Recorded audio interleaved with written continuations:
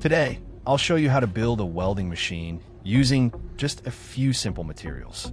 Follow along step by step to see how it's assembled and whether it can actually work effectively.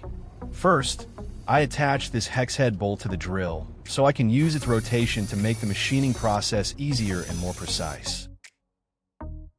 Next, I turn on the drill and use a cutting wheel to remove the hexagonal head of the bolt. This creates the basic shape for the future welding tip.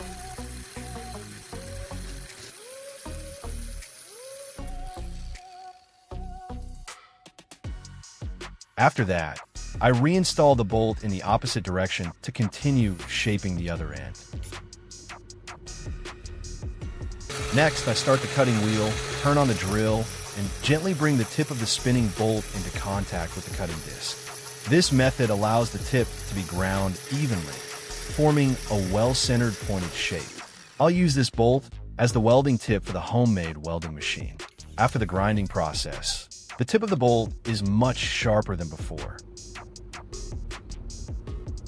Next, I'll reuse a wooden handle as the handle for the welding machine. Here, I have a locking nut, which I'll use as the mounting piece to connect the welding tip to the handle. First, I place the locking nut on the surface of the wooden handle and use a marker to mark the positions of its 5 mounting holes. Marking the holes beforehand ensures accurate drilling and proper alignment during assembly.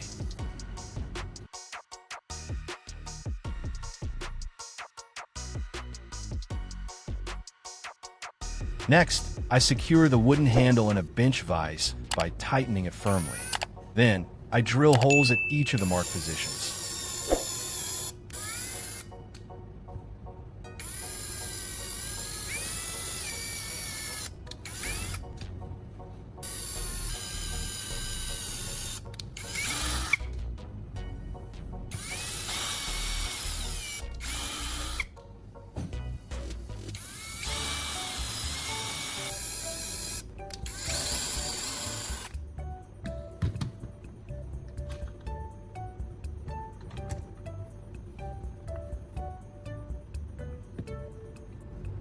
Next, I drill one additional hole at the opposite end of the wooden handle.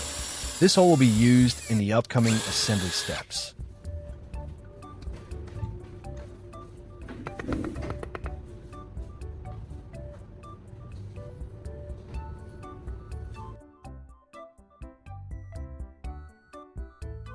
After that, I switch to a larger drill bit to enlarge the center hole in the handle.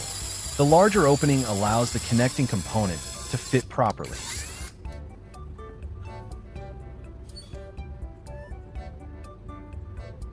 Next, I use a tire valve as the connecting piece between the welding tip and the handle.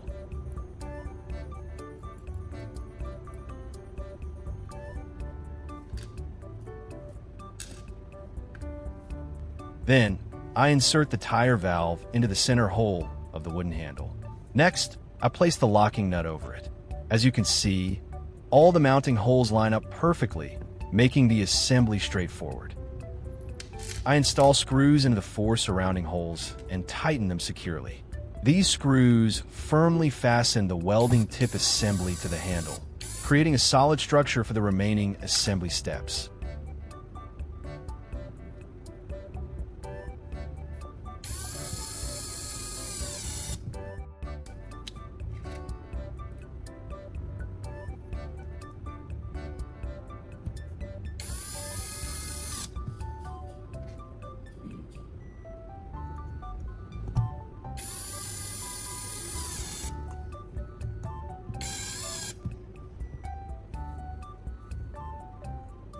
Next, I install the nuts onto the tire valve to secure the entire welding tip assembly and complete the handle.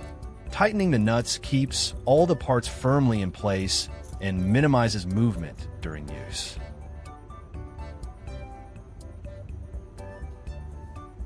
In the next step, I'll make the electrical wiring for the welding machine.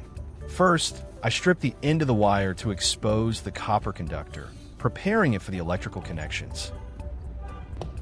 Then, I divide and twist the copper strands into 2 separate branches.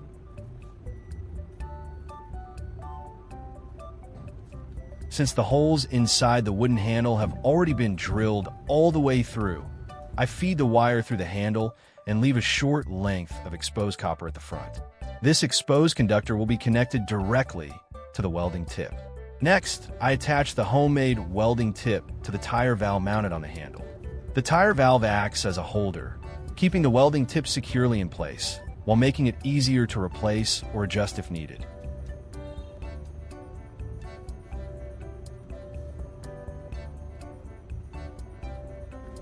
Then, I wrap electrical tape around the welding tip mounting area.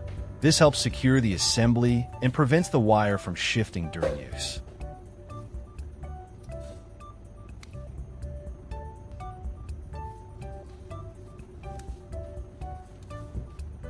In the next step, I'll use an alligator clip and metal washers as the electrical connectors for the wiring. First, I strip the end of the blue wire to create the ground lead for the welding system.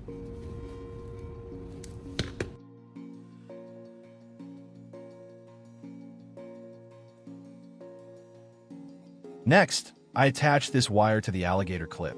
The clip will be connected to the workpiece, completing the electrical circuit during welding.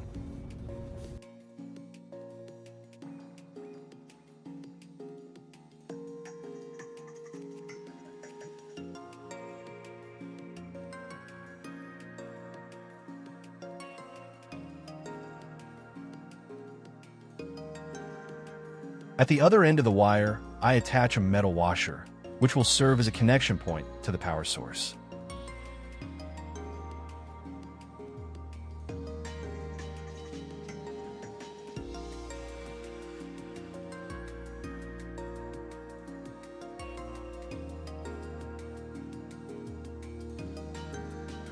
I attach another metal washer to the remaining wire from the homemade welding machine, completing both electrical terminals and preparing the system for the power connection in the next step.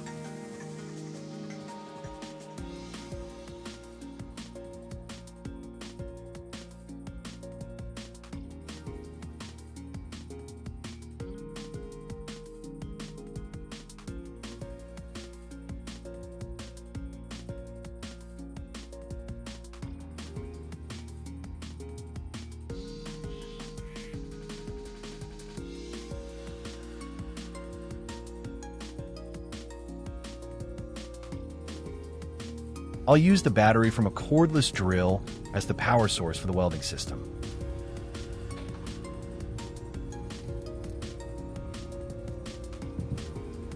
First, I connect the welding machine's lead to the positive terminal of the battery. Next, I connect the ground wire to the negative terminal to complete the circuit and prepare the system for testing. As soon as I touch the welding tip to the electrical clamp, sparks appear immediately. This indicates that current is flowing through the circuit and the welding machine is operating as intended. For the first test, I'll weld two razor blades together.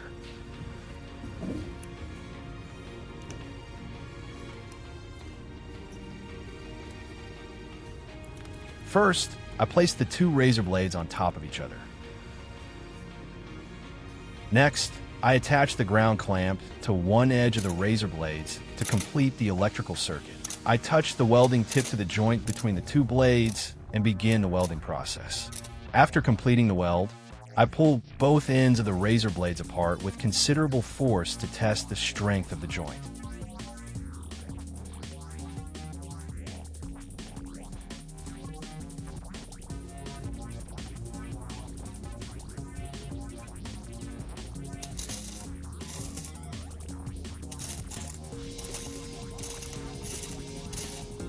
With just a few simple materials, we've successfully built a homemade welding machine that actually works.